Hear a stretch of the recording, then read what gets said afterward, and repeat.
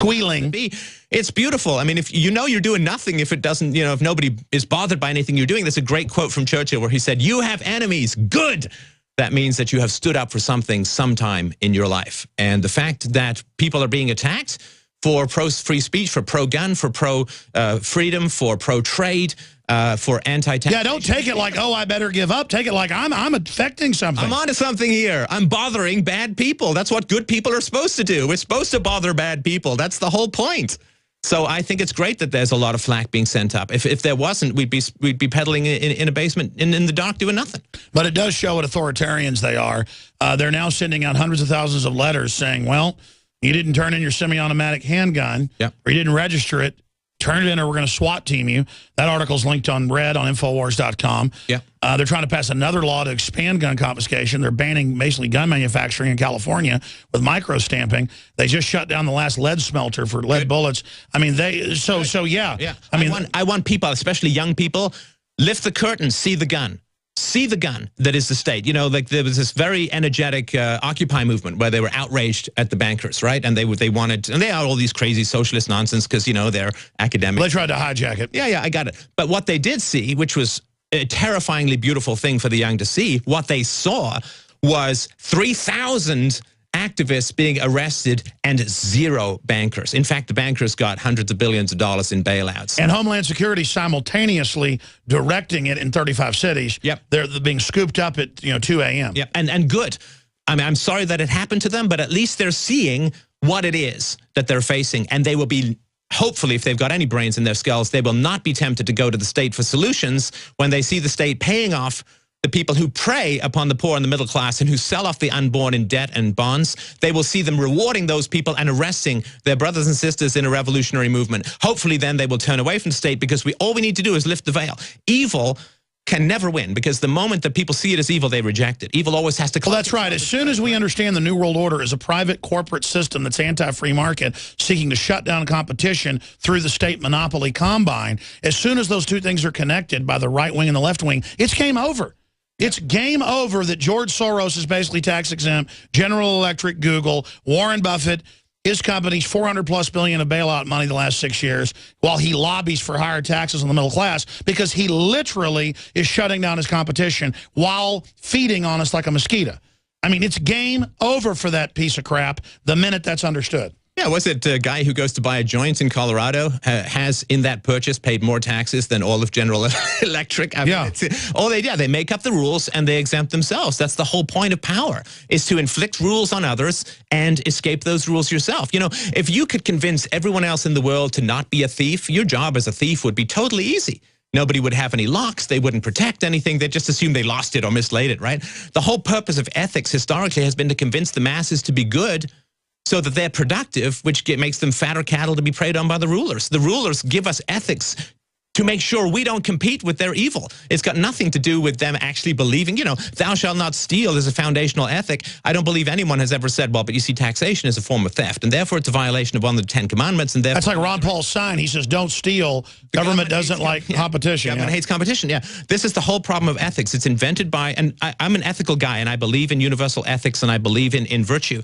But the problem is they use it to make us simpleton chumps and naive, while they are rapacious. Yeah, I mean, only idiots rob banks. If you want to be a good bank robber, own a bank. That's the way. That's the way. Exactly. But make your point. I interrupted about the. Well, it's just so we're always told as kids, you know, like don't steal, don't push, don't use force to get your way. Negotiate. Use your words. That's what they always say, right?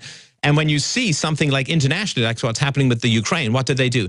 They threaten economic sanctions. They threaten ostracism. They threaten to cancel travel visas. They threaten all of this kind of stuff.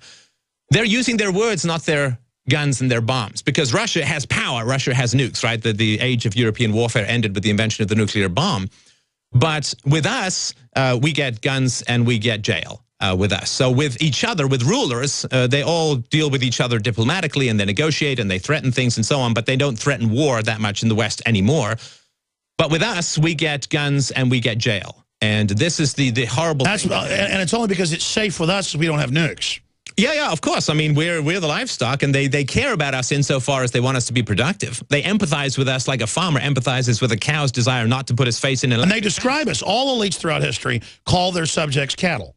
Oh, absolutely. We're just a form of livestock, and this is the first. The Aztecs called their lower class, basically livestock. Slaves were livestock. In the ancient, Hebrew stuff, the neighbors were livestock. But I mean, to the Egyptians, everybody else was livestock. Yeah. The Nazis, everybody else was livestock. Yeah. I mean, that's how it works. We're going to go to break, come right back with phone calls. They'll be with us 20 minutes the next hour. We'll get into the healthcare, the global warming, all of it. Please remember, this is listener-supported radio, not with a barrel of a gun like NPR getting $500 million many years of taxpayer money, or MSNBC getting stimulus money while lobbying to raise your taxes. We are supported by your free will. I try to carry the best T-shirts, books, films, videos, supplements, you name it, InfoWarsStore.com. And if you believe like we believe and are into freedom and like this platform and want to get great products at great prices, we're very competitive.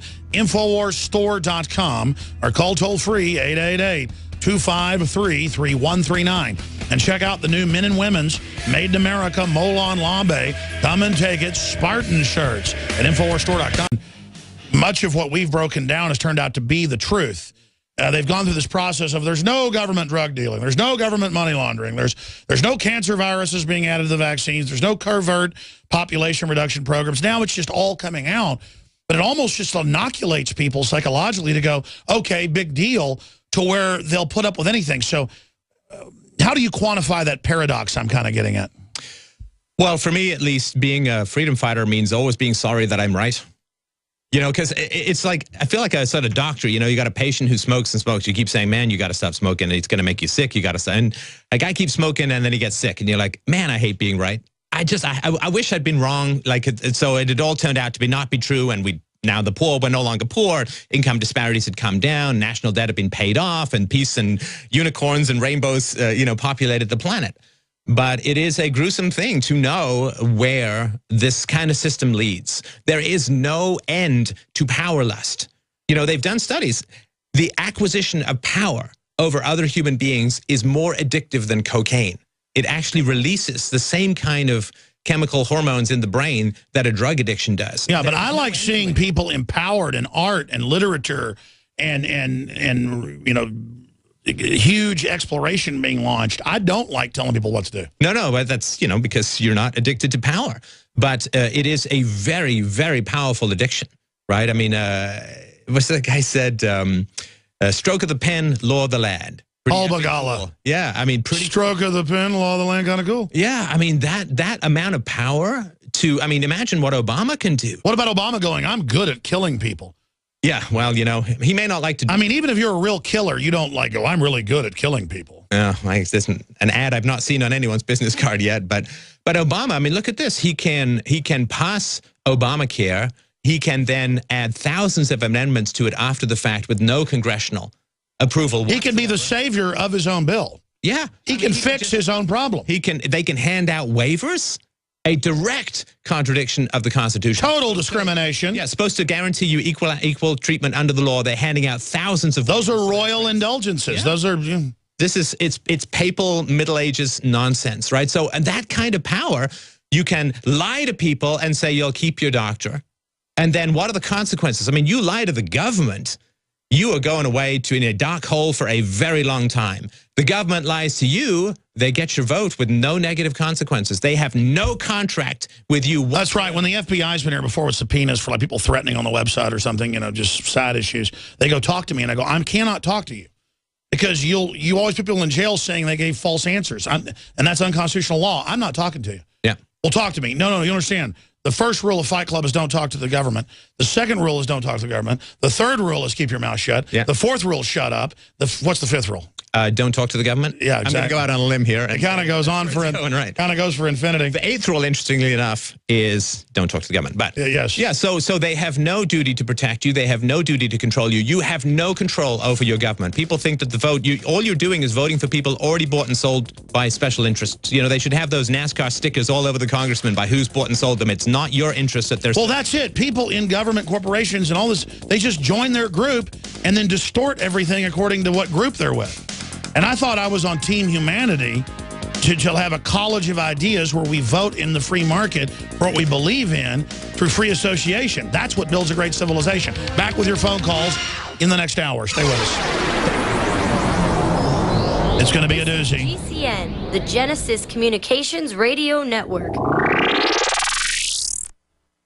Alex Jones here to tell you about how you can help spread liberty worldwide while also enjoying what I have found to be the best tasting 100% organic coffee on the planet. For more than a decade, my favorite coffee has come from the high mountains of southern Mexico, where the Chiapas farmers grow their unique shade-grown Arabica beans. We have now managed to secure these sought-after beans in a highly customized blend. Discover and try a bag of the Patriot Blend 100% organic coffee at InfoWarsLife.com. This coffee gives you a long, smooth pick-me-up for hours without the headaches and heartburn that so many other coffees give me personally. Hands down, this is my favorite coffee, and it's taken us years to secure connections directly to the Chiapas Mexican farmers. Drop by the site today, order a bag or two, and I don't think you're going to be disappointed. Available in original or with our immune support infusion blend. You will be supporting a free press, all the while enjoying a truly great-tasting cup of my favorite coffee. Available at InfoWarsLife.com. Waging war on corruption. Alex Jones.